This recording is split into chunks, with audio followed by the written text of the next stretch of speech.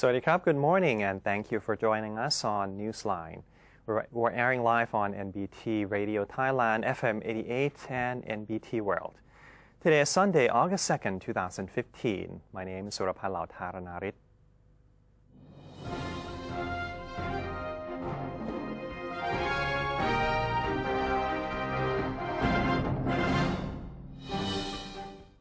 Welcome to today's segment of Thailand Moves Forward.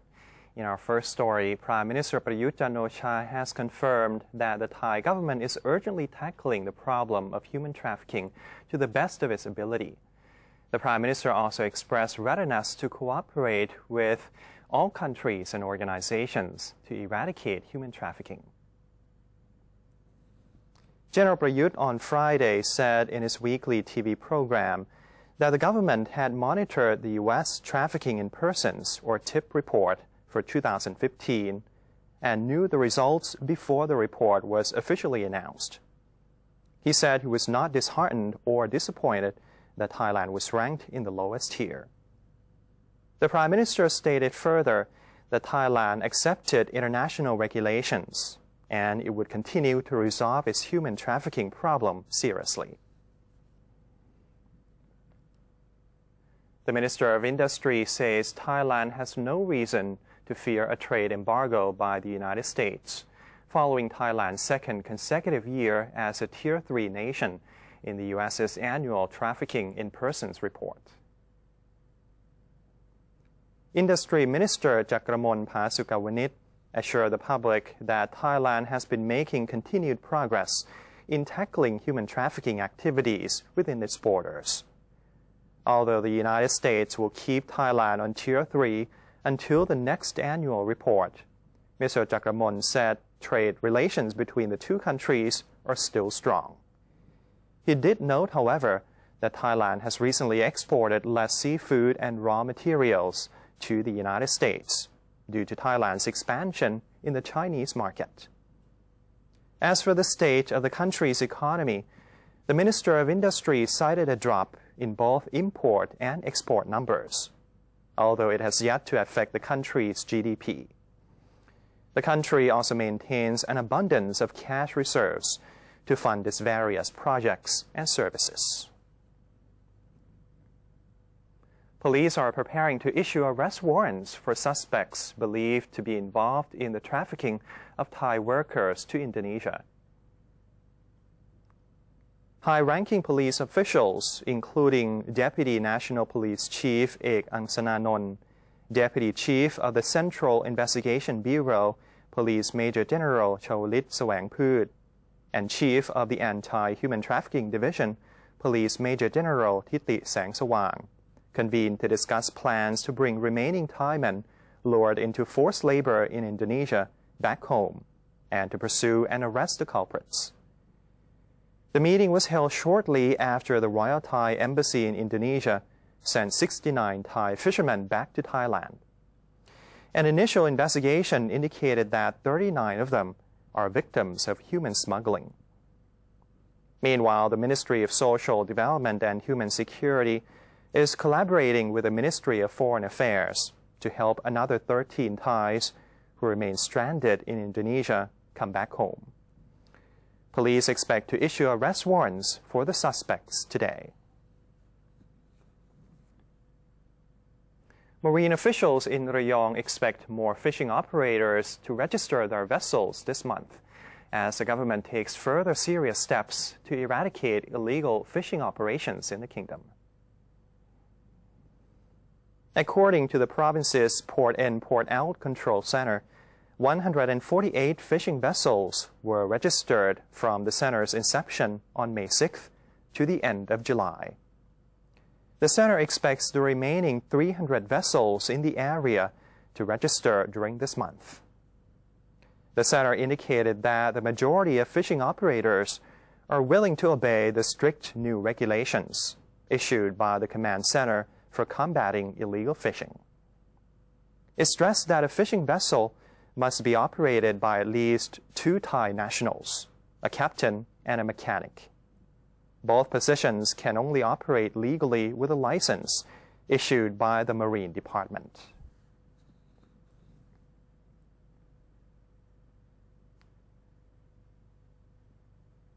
Prime Minister Prayut Chan-o-cha has expressed concerns over 1.6 million indebted farmers nationwide and ordered urgent solutions to the problem. He emphasized that the farmers should be saved from losing their farmland.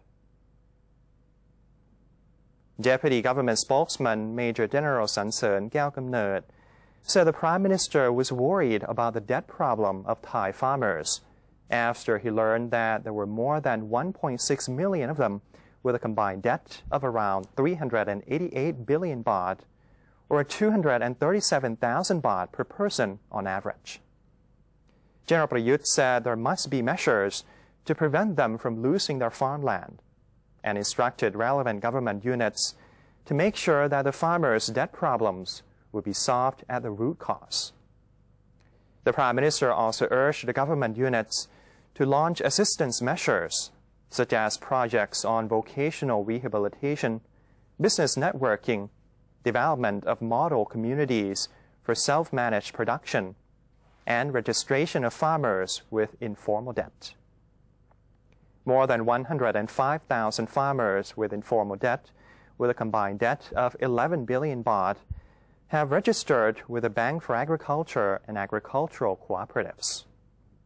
The Government Savings Bank has registered 4,450 others, whose debt totals 542 million baht.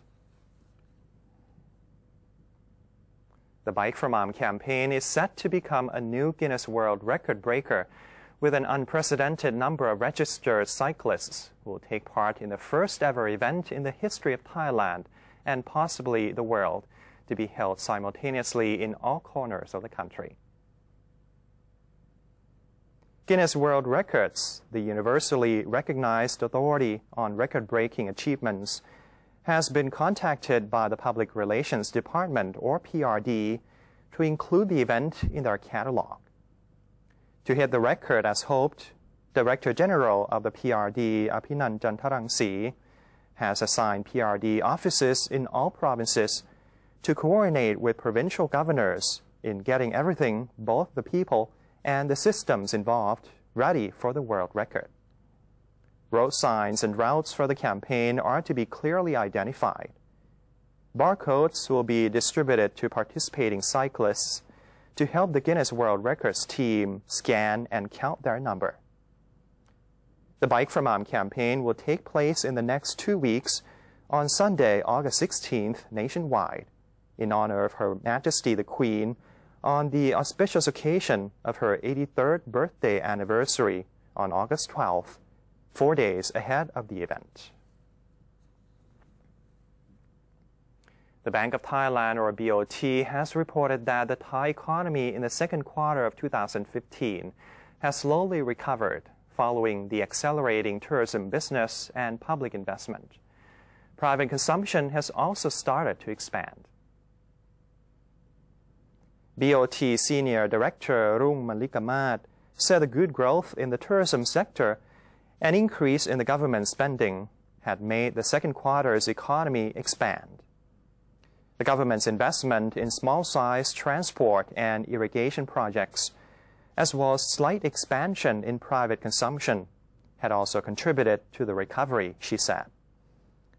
Despite the high purchasing power, consumer confidence was still low due to the slowly recovering economy, prolonged drought, and shrinking exports, the senior director added. She stressed that the overall economic stability was well maintained, with a better inflation rate and low unemployment.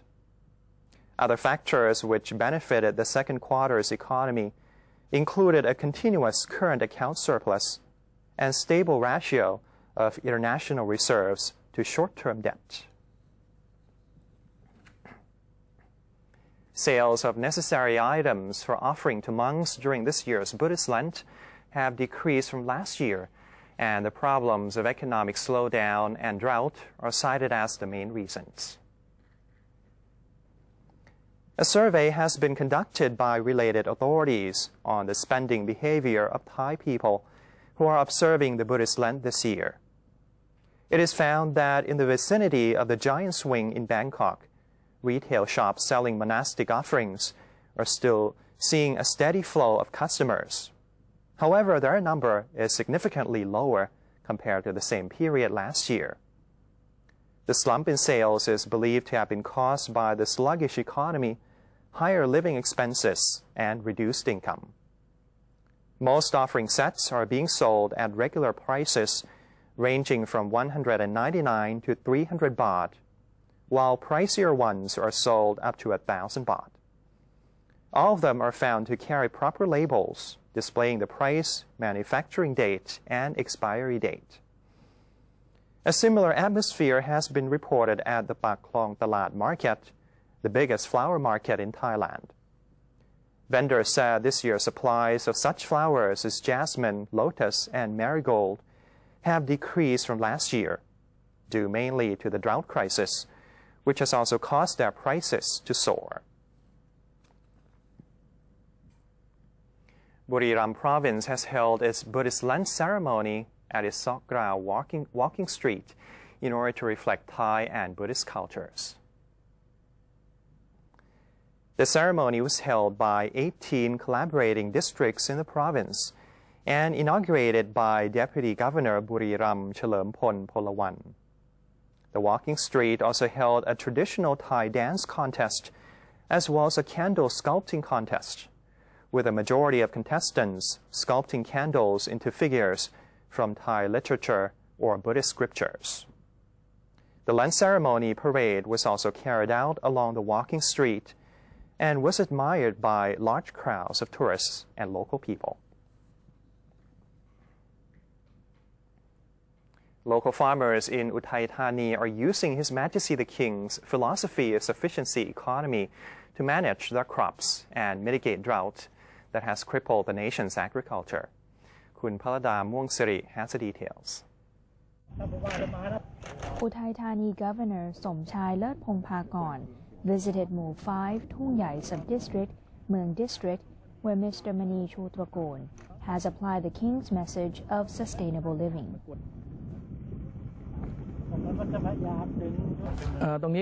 This is the province's agricultural learning center. It also acts as a learning center for non-formal education students and BAAC members. We welcome all farmers who wish to learn, especially farmers who have been upholding the sufficiency economy principle.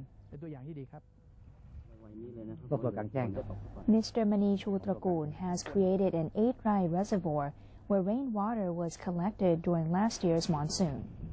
Then during the dry season, water is distributed to a system of smaller 1-rai pools to irrigate 20 rai of rice paddies.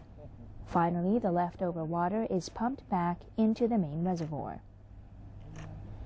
To conserve water further, the farmer employed alternate wet-dry irrigation, or AWDI. As the farmers explained, the AWDI method involves inundating rice paddies with water 5 centimeters deep, allowing the field to dry, then following up with water 15 centimeters deep and adding fertilizer. They claim that the AWDI method enhances nutrient uptake by the soil and crops.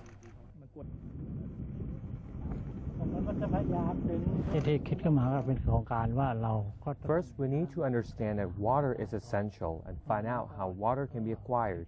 What we did in the beginning was dig a reservoir. Then we used water from the reservoir for agriculture.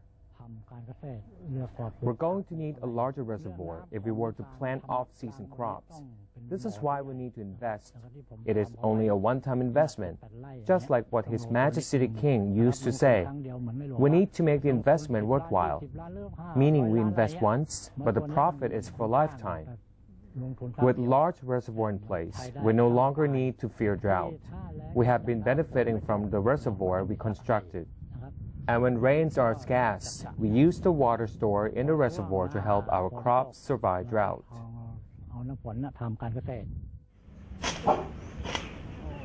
Mr. Mani also took the opportunity to grow flowers along walkways and partitions that can be sold for extra income, as well as vegetable gardens for their own use. This is Palada Muangsiri reporting. And that's it for today's edition of Thailand Moves Forward. Before we take a quick break, here's a look at the exchange rates and commodity prices.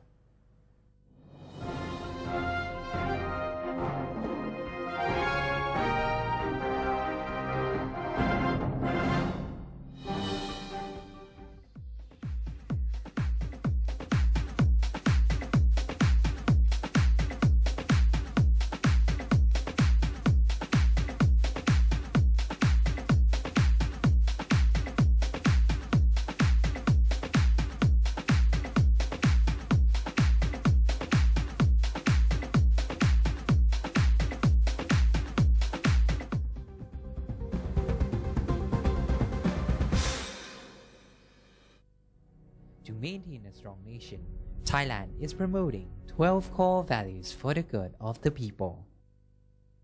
The sixth core value, maintaining moral integrity, considerateness, generosity, and sharing.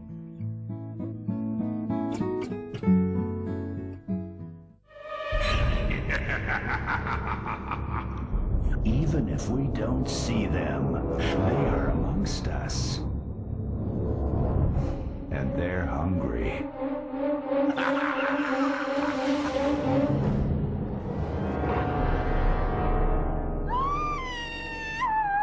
Slay your power-sucking monsters. Take their power away. Think when you plug.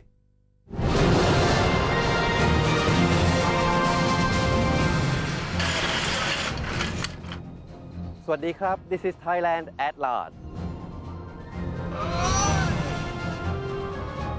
The show which is about to take you to the new experiences with the exciting stories. With charming fascination.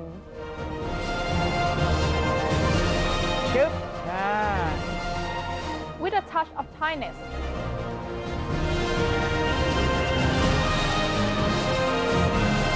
Join us on NBT World.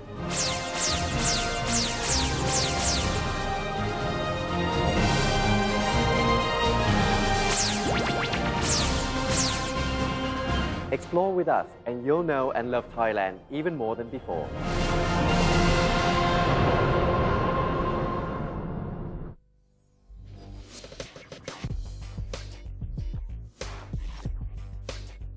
Multiple perspectives, insightful commentary on Thailand with The Insider every Sunday morning at 10:30 on NBT and NBT World.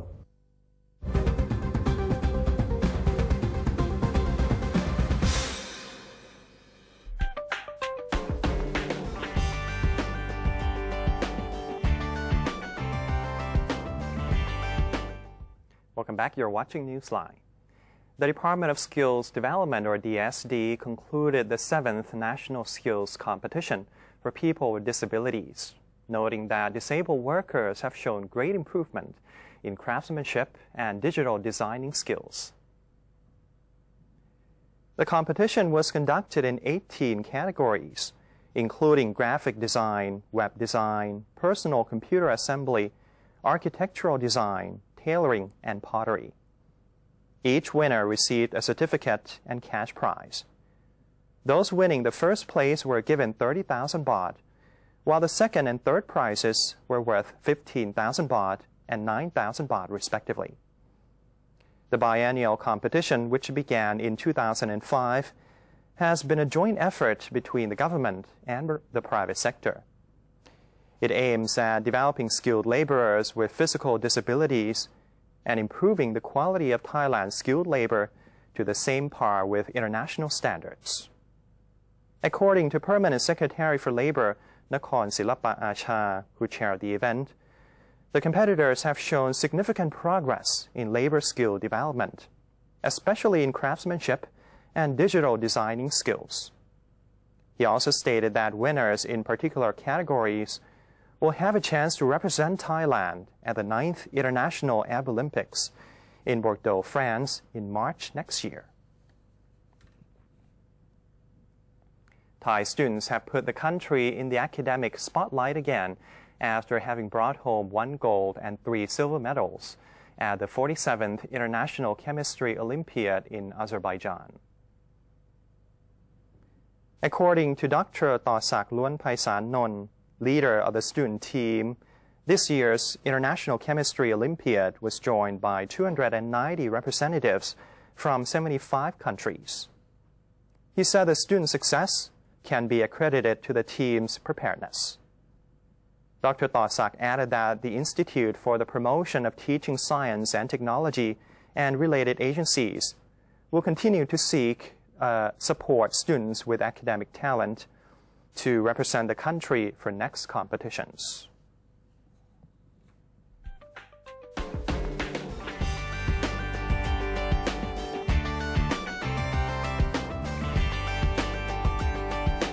Moving on to other stories from around the globe. 11 Colombian military personnel were killed on Friday when their transport plane suffered motor failure and crashed in the northern province of Cesar, killing all on board, according to a statement from the Air Force. The burnt hulk of the plane was found near the town of Codazi, about 600 kilometers northeast of Bogota, near the border with Venezuela. Mayor Efrain Quintero said witnesses saw a fire on the plane before it crashed to the ground. A local resident said he could hear a difference in the engine sounds as the plane began having trouble.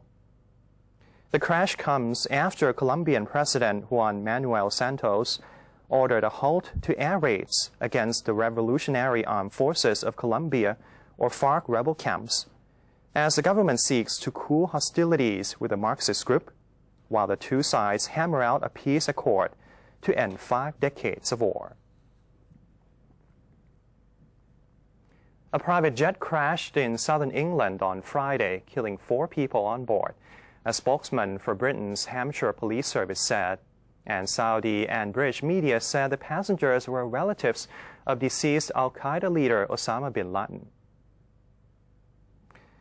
The acting chief inspector of Hampshire Police, Olga Venner, said there were no survivors.